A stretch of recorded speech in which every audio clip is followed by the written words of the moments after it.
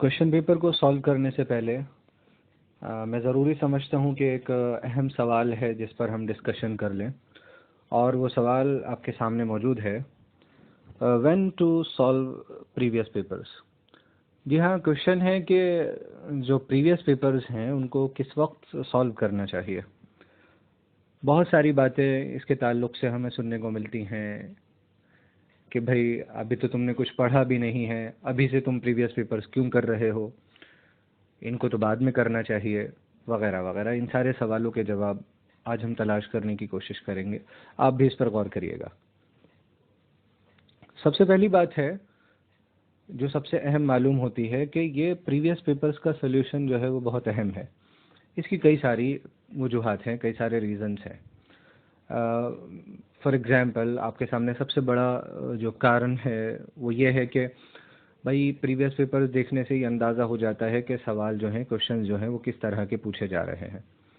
जी हाँ, तो इसीलिए हमने जो शुरुआत की है, हमारा जो ए पॉइंट है वो है कि प्रीवियस पेपर को सॉल्व करना किस वक्त शुरू किया जाए।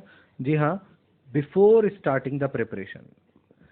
यानी सीरियसली जिस वक्त आप इरादा कर लें कि अब मैं प्रिपरेशन शुरू करूँगा, एक डेडिकेटेड प्रिपरेशन, यानी अब मैं पूरा वक्त जो है सिर्फ सीटेट को देने वाला हूँ, उस टाइम जब आपका इरादा बन जाए उससे पहले सबसे पहला काम आपको जो करना है वो ये है कि आप क्वेश्चन पेपर्स को उठाकर देखें। जी हाँ, आप सोच रहे होंगे कि अभी तो कुछ पढ़ा भी नहीं है, अभी से क्यों क्वेश्चन पेपर्स उठा के देख लिया जाए। तो ऐसा नहीं है। यूँ तो आप हो सकता है डाइट का 1 साल आपने गुजार लिया हो सकता है 2 साल भी पूरे कर लिए हों, तो ऐसा कभी भी नहीं होता कि आपने कुछ पढ़ा नहीं है, क्योंकि जो सीटेट का जो सिलेबस है वो वही सब कुछ है। ज़्यादातर हिस्सा वही है जो आप लोग डिप्लोमा करने के दौरान पढ़ लिया करते हैं। तो इसीलिए शुरुआत कराई जा रही है उस सीरियस प्रिपरेशन से पहले। इसकी वजह क्या है? इसकी वजह यह है कि आपको एक अंदाज़ा हो जाए कि क्वेश्चंस फ्रेम किस तरह होते हैं, क्वेश्चंस पूछे किस तरह जाते हैं। अभी तक जो आप डाइट में पढ़कर डिप्लोमा के दौरान करके आए होते हैं, आप सब्जेक्टिव क्वेश्चंस करके आए होते हैं, आपसे लॉन्ग आंसर क्वेश्चंस जनरली पूछे जाते हैं और आप उनके बड़े बड़े जवाब लिख कर आते हैं, और ज़्यादातर उनमें से आपने बहुत सारे आप पॉइंट्स याद कर लेते हैं और उनको एक्सप्लेन करके आ जाते हैं। अब ये सीटेट का जो क्वेश्चन पेपर है, जानते हैं कि ऑब्जेक्टिव टाइप है, तो मसला खड़ा हो जाता है कि भाई जो ऑब्जेक्टिव टाइप क्वेश्चन पेपर है उसमें तो क्वेश्चंस किसी भी तरह बनाए जा सकते हैं और आपके सामने ज़ाहिर है 4 ऑप्शन आने हैं। तो यहाँ कोई ऐसा पर्टिकुलर फार्मूला नहीं है कि उन 4 ऑप्शंस में से किस तरह करेक्ट ऑप्शन को चुन लिया जाए। जी हाँ, तो इसीलिए बात ज़रूरी हो जाती है कि आप क्वेश्चन पेपर को पहले देख लें प्रिपरेशन से, ताकि आप अंदाज़ा कर सकें कि किस तरह के सवाल पूछे जा रहे हैं। इसके बाद दूसरी बड़ी वजह यह है कि आप अपनी रीजनिंग स्किल्स को एनालाइज कर सकें। जी हाँ, जो आपकी तार्किक क्षमता हम बोलते हैं जिसको, क्वेश्चन पेपर सॉल्व करने से होता क्या है कि आपको जो कुछ प्रीवियस नॉलेज है उसकी बुनियाद पर, on the basis of previous knowledge, कितने क्वेश्चन सॉल्व कर सकते हैं। क्योंकि आप एक बात समझ लें कि एग्ज़ाम्स में ऐसा नहीं होता, ख़ास तौर पे कॉम्पिटिटिव एग्ज़ाम्स हों, एलिजिबिलिटी एग्ज़ाम्स हों, उसमें ऐसा बहुत कम होता है कि जितने क्वेश्चंस आए हैं उसमें से सब कुछ आपने पढ़ रखा है। यानी जो कुछ सिलेबस उसमें कवर किया गया है, जो कुछ ऑप्शन वहाँ मौजूद हैं, वो सब आपकी आंखों के सामने गुजरे हुए हैं, आप सब कुछ जानते हैं।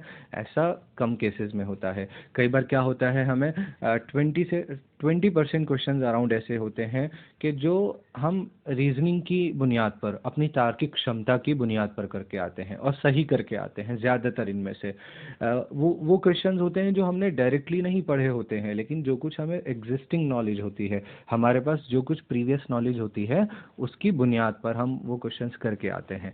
तो एक बड़ा अच्छा मौका होता है कि क्वेश्चन पेपर्स को प्रिपरेशन से पहले देख लें कि यार अभी हमने जो है सीटेट के सिलेबस के अकॉर्डिंग पढ़ना शुरू नहीं किया है, चलो देखते हैं कितने क्वेश्चंस कर पा रहे हैं।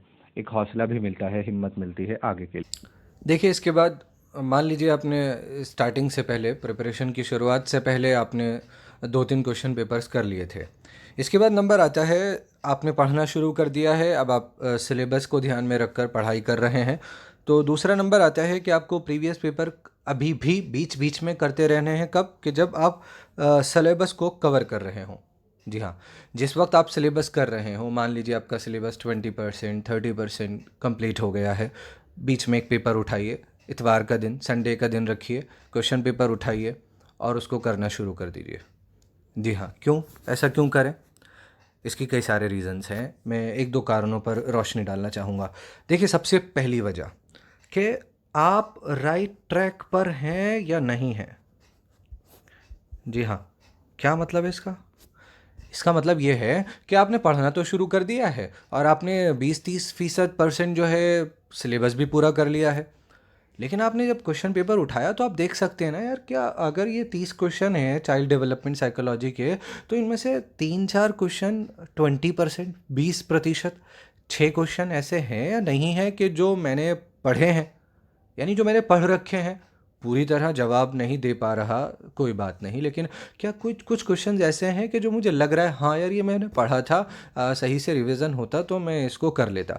जी हाँ, तो सबसे बड़ा फ़ायदा जो होता है कि जिस वक्त आप सिलेबस कवर कर रहे होते हैं, वो ये होता है ये देखने का कि आप जिस ट्रैक पर चल रहे हैं, आप जिस तरीके से तैयारी कर रहे हैं, वो तरीका सही है या आपको किताबें बदलने की ज़रूरत है या आपको अप्रोच बदलने की ज़रूरत है, आप पूरी तरह समझ कर नहीं पढ़ पा रहे हैं, या आप चीज़ों को जो कॉन्सेप्ट्स हैं उनको तो समझ रहे हैं लेकिन कुछ फैक्ट्स हैं जो साथ में याद रखने होते हैं, शायद आप उनको छोड़ रहे हैं। जी हाँ, ये सब देखने के लिए ज़रूरी है कि जिस वक्त आप सिलेबस को कवर कर रहे हो उस वक्त भी आप क्वेश्चन पेपर्स को बीच बीच में सॉल्व करते रहें, और जैसे जैसे आपका सिलेबस ज़्यादा होता जाए आपके क्वेश्चन पेपर्स सॉल्व करने के जो नंबर्स हैं वो ज़्यादा होते जाएं।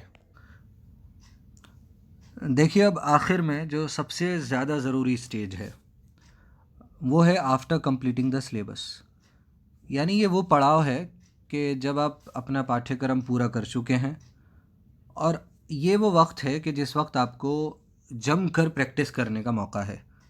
गलत हो रही है अभी भी, चुप।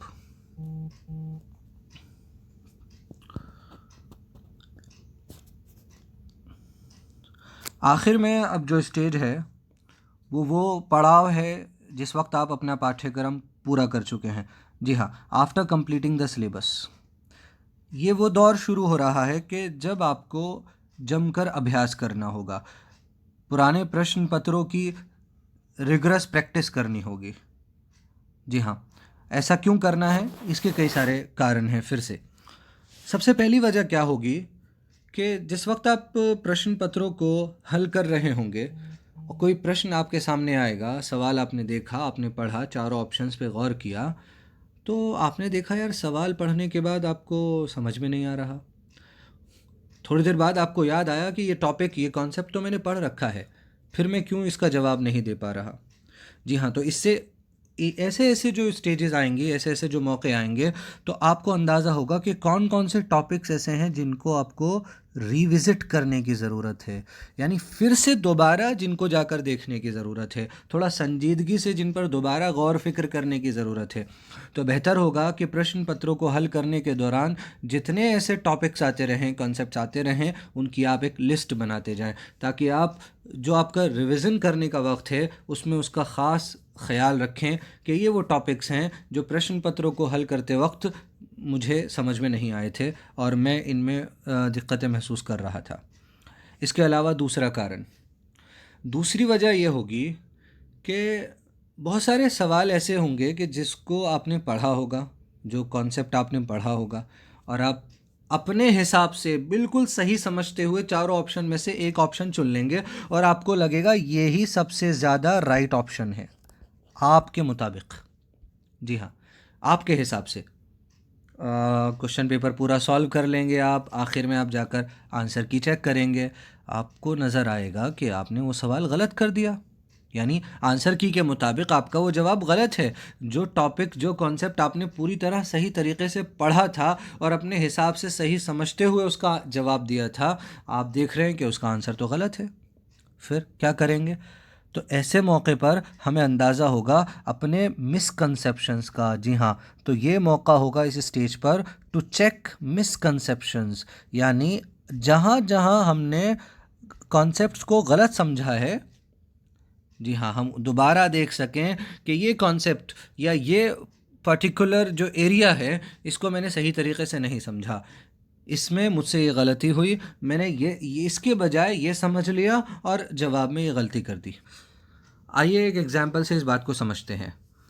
मान लीजिए परीक्षा के अंदर एक साधारण सा सवाल आता है कि भाई पियाजे के अनुसार, अकॉर्डिंग टू पियाजे, वो कौन सा प्रोसेस है, वो कौन सी प्रक्रिया है या वो कौन सी क्रिया है जिसमें एक बालक अपने एग्जिस्टिंग स्कीमाज में मॉडिफिकेशन करता है, परिवर्तन करता है।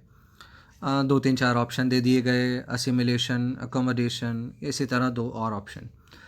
अब आपने बहुत गौर करा, बहुत सोचा और बहुत समझने के बाद आपको ख्याल आया कि ये प्रोसेस तो, ये क्रिया तो असिमिलेशन होती है मान लीजिए, लेकिन आपने जब आंसर की को देखा तो वहाँ देखा कि आपने जवाब तो अकोमोडेशन था।